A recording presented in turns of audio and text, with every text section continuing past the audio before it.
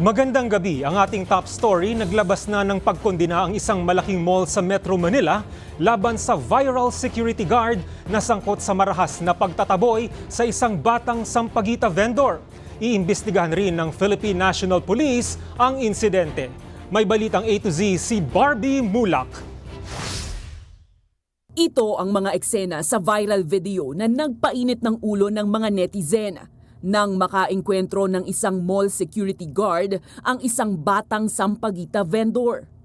Pinagtataboy, pinagsisipa at inambahan pa ng tampal ng gwardya ang batang tindera. Nangyari ang marahas na pagtataboy sa labas ng SM Mega Mall. Pero hindi lang basta pinaalis ang vendor, winasak pa ang tindang sampagita. Ngayon, kinondena na ng pamunuan ng SM Mega Mall ang security guard. Agad itong sinibak sa trabaho at banned na sa kanilang mga establishmento. Ganito rin ang naging aksyon ng security agency. Nagsorry ang Red Eye 2 Security and Services Incorporated at tiniyak na paaalalahanan ang kanilang mga tauhan na mas maging profesional sa kanilang trabaho.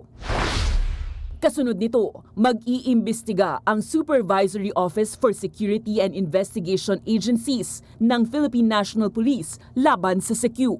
Sisilipin nito kung ano ang mga maaaring pananagutan ng gwardya sa insidente. Sinabi rin ng PNP na posibleng ma-revoke ang lisensya ng viral SECU dahil dito. Para sa balitang A to Z, Barbie Mulak.